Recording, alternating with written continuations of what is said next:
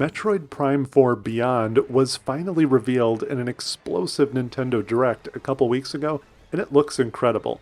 Finally witnessing a new entry in the Prime series really blew my mind, considering it's my favorite game trilogy of all time, and my excitement for this entry has never been higher.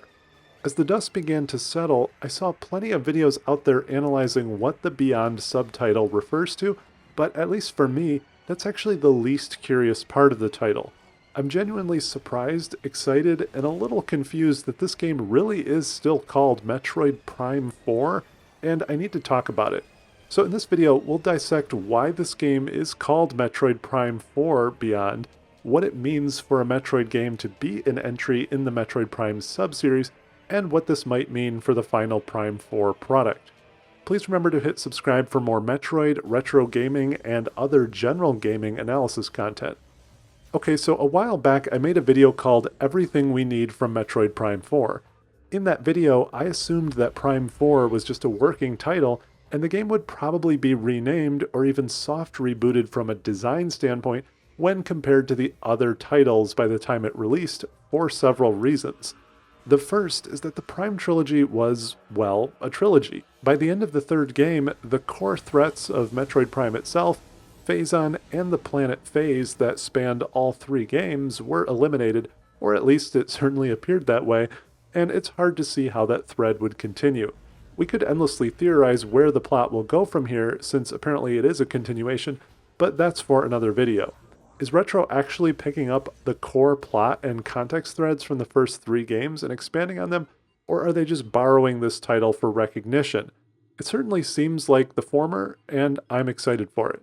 The second reason I assume the name would change is because of the development timeline. I think Metroid in general still has strong name recognition, but the Prime subseries is very old at this point, and I'm unsure to what extent mainstream gaming relates to that part of the franchise, even if they are amazing classics. Not counting Metroid Prime Remastered, the last numbered Metroid Prime game, Prime 3, released in 2007. That means by the time Prime 4 comes out, there are people born after the last game in the series who are now roughly old enough to vote. I had assumed Nintendo would start a new sub-series or chapter on the Metroid timeline, or brand this as a one-off title with no sub-series, such as just calling it Metroid Beyond, which I think actually sounds pretty cool. The game development itself was also fully rebooted and switched studios, which also sometimes results in a name change as a symbolic fresh start.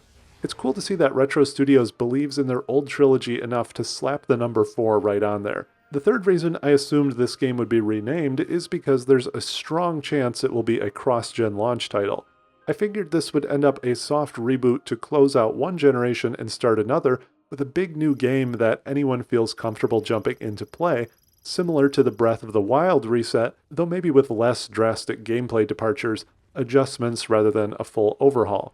And who knows, we've seen so little of this game, we might still be getting big changes from a gameplay perspective, even if we don't from the name of the game itself. So obviously Nintendo isn't too interested in these points, since they stuck with Metroid Prime 4 and added the Beyond subtitle. Now, aside from the points I just described, I think this is also interesting because it raises the question of, well, now that this is definitely Prime 4, what criteria actually determines whether a Metroid game is part of the Prime subseries? If you want to get technical, I think most Metroid fans would agree that a Prime game is any Metroid game that takes place in between the original Metroid and Metroid Return of Samus. If a Metroid game is set in this part of the timeline with shared plot or contextual threads as the core Prime trilogy games, it's a Metroid Prime game. However, your average gamer is probably not aware of this timeline, so let's consider what other criteria we should use for a more general marketing or mainstream perspective. Some might say the Prime subseries directly implies the 3D first-person perspective, so they kept the title for that reason, but that's only partially true. Other M also had third and first-person perspectives, and even though that game was widely disliked, it proves you can have other 3D or first-person Metroids without the Prime sublabel. Also, a special shout-out to Metroid Prime Pinball, which further complicates things for being the only Metroid Prime game with a 2D perspective, though that's understandable given that it's a pseudo-remake of the first game in pinball form. I think it's also interesting that the game is called Metroid Prime 4 Beyond, and not just Metroid Prime Beyond. For example, Metroid Prime Hunters took place on the same plot thread or area of the timeline as the other Prime games, but it wasn't a numbered entry. It was more of a spin-off with a short, isolated campaign and a multiplayer focus. Metroid Prime Federation Force also used the Prime subseries without a numerical entry. I think that tells us that Prime 4 isn't a more distant spin-off or separate story in this general area. The 4 in the name implies it really is a core continuation, and obviously that it's a significant enough entry in this subseries to warrant a number. So to summarize, I think it's fair to say this game is called Metroid Prime 4 because it will continue along the same plot threads as the original trilogy, taking place between the original Metroid 1 and 2, is significant enough on the Prime timeline to warrant its own number, and will align closely enough with the DNA of the original trilogy to retain this sub-series title. Nintendo apparently also feels strongly enough about these points that they wanted to keep the name and sub-series alive into the future rather than starting down a separate path, which is awesome for fans of that set of games. Now, obviously, most people are not aware of all these factors, so at the most basic level, I'm hoping Prime 4 doesn't lose potential new fans or sales because a lot of people have either never played or have forgotten much of the first 3 games and other Prime entries, especially since Prime 2 and 3 aren't even playable on anything close to modern hardware. Emulators aside, please port these 2 games, Nintendo. I really want this game to succeed very badly, and I had this same concern with Pikmin 4, since it had been a decade since Pikmin 3, and here it's even much longer for Prime. Pikmin 4 went on to be an amazing game and the best-selling entry in the franchise though, so I hope the same applies to Prime 4.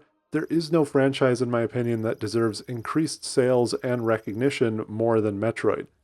So as a longtime fan of the original trilogy, I'm personally hyped to see a continuation so closely aligned with those original amazing games.